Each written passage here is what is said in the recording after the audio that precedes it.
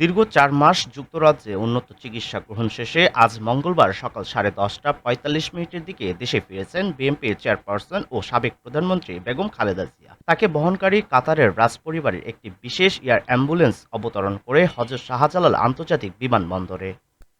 চিকিৎসার প্রয়োজনে তিনি যুক্তরাজ্যে অবস্থান করছিলেন। সেখানে লন্ডনের বিভিন্ন বিশেষায়িত চিকিৎসা প্রতিষ্ঠানে তার স্বাস্থ্যগত জটিলতা নিয়ে চিকিৎসা চলছিল। এই দীর্ঘ চিকিৎসা যাত্রা শেষে তার দেশে ফেরাকে কেন্দ্র করে বিএনপির নেতাকর্মীদের মাঝে ব্যাপক উৎসাহ ও আবেগ লক্ষ্য করা গেছে।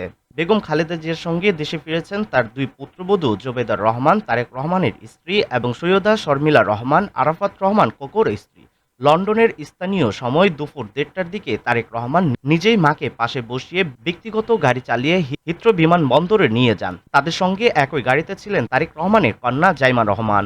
লন্ডনের হিথ্রো বিমানবন্দরে বিএনপির সহস্রাধিক নেতাকর্মী উপস্থিত ছিলেন। তাদের হাতে ছিল খালেদা জিয়ার ছবি সংবলিত প্লে কার্ড, ব্যানার ও শুভেচ্ছা বার্তা। প্রবাসী নেতাকর্মীদের ভালোবাসা ও সংবর্ধনায় হিথ্রো এলাকায় তৈরি হয়েছিল আবেগঘন পরিবেশ।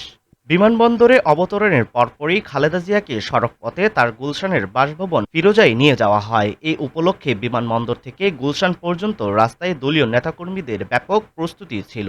নানা ধরনের ব্যানার, ফুল ও শুভেচ্ছা সহ শত শত নেতাকর্মী রাস্তায় সারিবদ্ধ হয়ে তাকে শুভেচ্ছা জানান। ফিরোজা ও তার আশেপাশের এলাকা জুড়ে নিরাপত্তা ব্যবস্থা ছিল নজরবিহীন। সেনাবাহিনী সহ পুলিশের বিভিন্ন ইউনিট, র্যাব ও গোয়েন্দা সংস্থার সদস্যরা এলাকায় নিরাপত্তার দায়িত্ব পালন করেছেন। খালেদা জিয়ার বাসার সামনের রাস্তাটি সাধারণ যান চলাচলের জন্য সম্পূর্ণভাবে বন্ধ রাখা হয়েছে এবং কেবল পায়ে হেঁটে চলাচলের সামান্য সুযোগ রাখা হয়েছে।